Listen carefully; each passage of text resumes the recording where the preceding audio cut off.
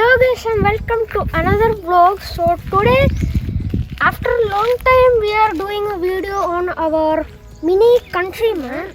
So this is our daily driver. So we have done around 3,500 kilometers in 1 year because very short trips are done in this vehicle. So today I'm going to do our honors review. So this honors review consists of 5 good things and 5 bad things, and a bit of things I don't like, and some pieces of the interior as well. So without any further ado, let's go to the front of the vehicle, and this also counts as the first positive thing. This vehicle has a lot of character. Everything is in round in shape, not much of a cuts or creases. It's a very clean shape. There is, in any angle, there is always something going on. Like this S badging, which is a fake vent. And so this is a 2020 model. The new 2021 model has arrived, and so this is a pre-facelift model. So this model has some different alloy wheels to the 2018 model, and the 2018 model had diamond cut alloy wheels. This is just normal silver color, and this is in the top spectrum. So it has this special alloy wheels and some trim here, silver trim here and all. And this is a dual tone, so island blue plus white roof and mirror caps, and there are these bonnet stripes which gives more character, and I kind of like it, but some people does not like it. And coming to the back, so everything is in round in shape, and there is this Countryman reference here, which is kind of nice, and no fake exhaust here, so everything goes in there, if everything you put, so that is real exhaust, which I appreciate. And then there are the taillights, which are round. So yeah, that is the first positive. And so coming to the second positive is the interior.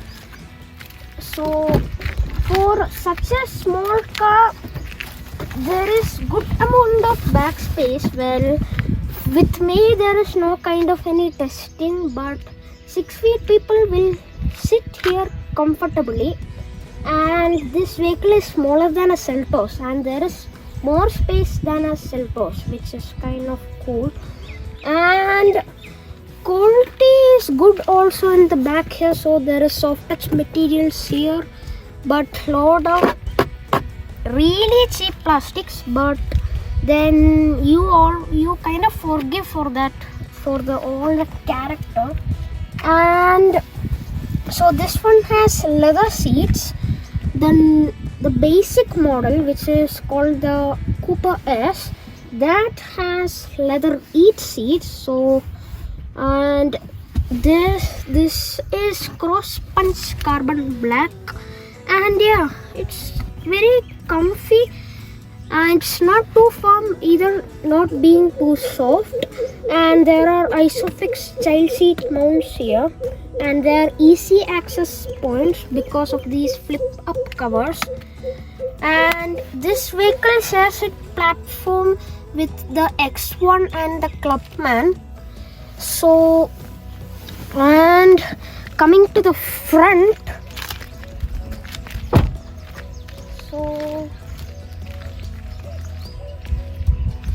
so there is passive entry on the first front 2 doors. So you press this and the vehicle unlocks. And so firstly,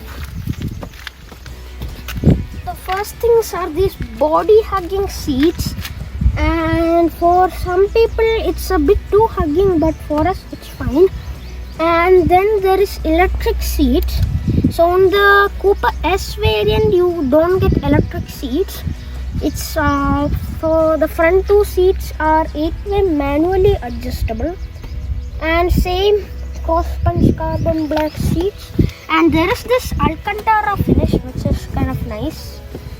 And then there is electric adjustment, so you can go front and back, and you can adjust the height and the tilt. And there is 4-way lumbar support. So these are 12-way adjustment seats. And this interior, everything is in round in shape.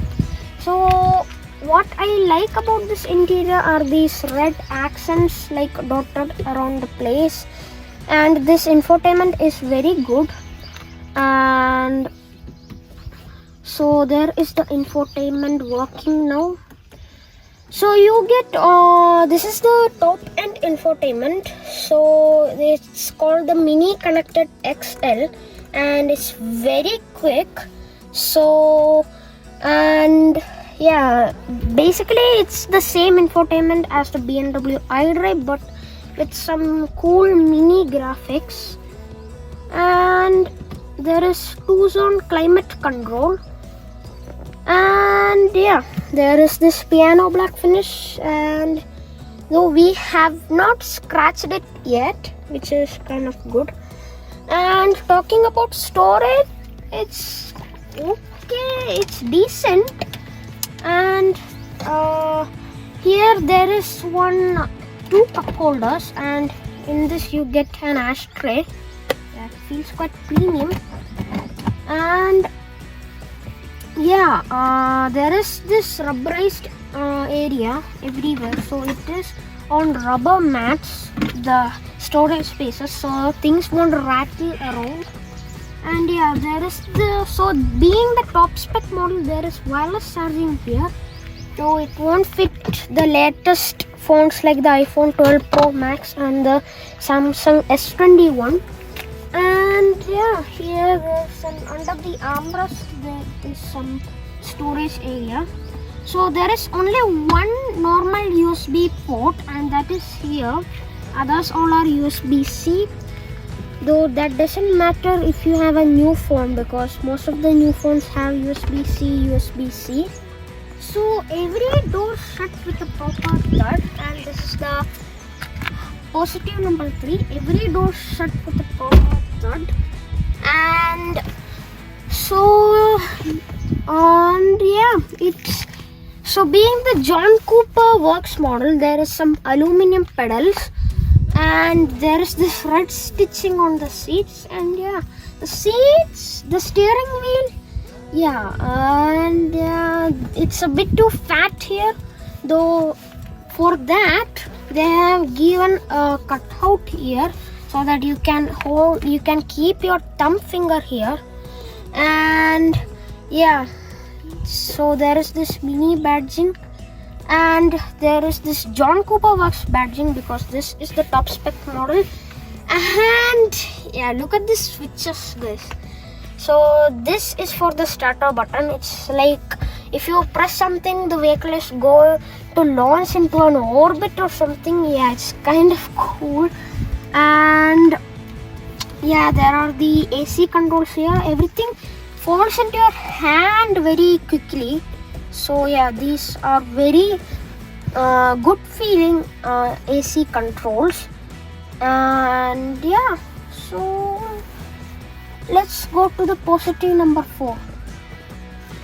So the positive number 4 are the amazing speakers. So these are 450 watt Harman Kardon 12 speaker sound system with a huge subwoofer in the boot, and there are speakers under the seat. So yeah, it gives a really punchy performance. And yeah, so in the tweeters there are these Harman Kardon badging, and the tweeters you can see it, which is kind of cool. And yeah, let's go to the engine bay. So opening the engine bay, and for starters there are gas trucks, which is cool, and the cutout for the headlamps are like you can put your hand through that. And yeah, so coming to the engine, yeah, this is the fifth and the last positive. So yeah, 2-liter twin turbo engine starts. 2-liter 4-cylinder single turbo engine with 192 horsepower and 280 torque.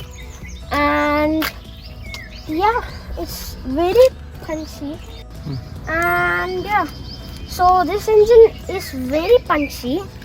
And yeah, but everything is not good about this vehicle.